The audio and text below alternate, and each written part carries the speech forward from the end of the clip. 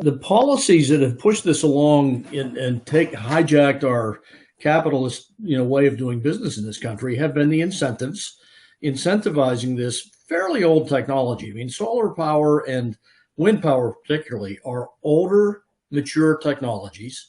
Incentivizing them is not making them more modern or more robust or more resilient.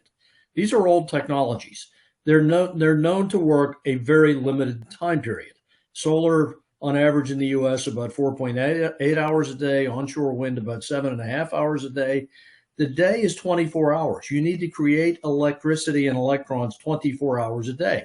It dissipates immediately. It's not stored up in the wires or saved in a load bank.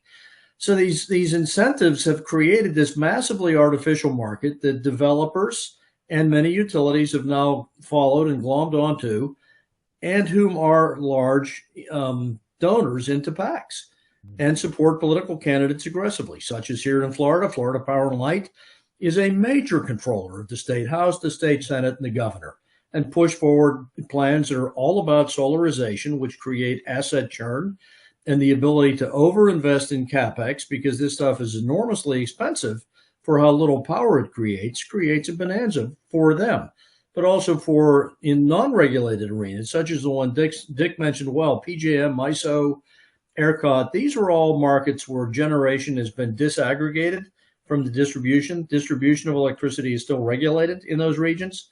Power generation is not regulated. So you have this queue that forms of potential investors coming in to build power plants. It is not planned. It is not thought through strategically. It's a function of market dynamics, and those investors in those kind of facilities, solar and wind, being developers who bid based on incentives and take advantage of incentives that are as high as 55% when you take into account the PTC, the ITC in the Green New Deal, along with the makers, accelerated depreciation. You've got incentive structures that are as high as 54, 55% on wind, solar, and battery storage, creating an artificial demand for this stuff that winds up shuttering baseload coal and nuclear, underbuilding combined cycle based continuous duty plants, and having electricity shortage. Like I mentioned, the last 6 years, what's been built the last 6 years has added a net energy basis to the country of 0.4%, because the deficiency of all this solar and wind in operating time, the capacity factor of that is so low.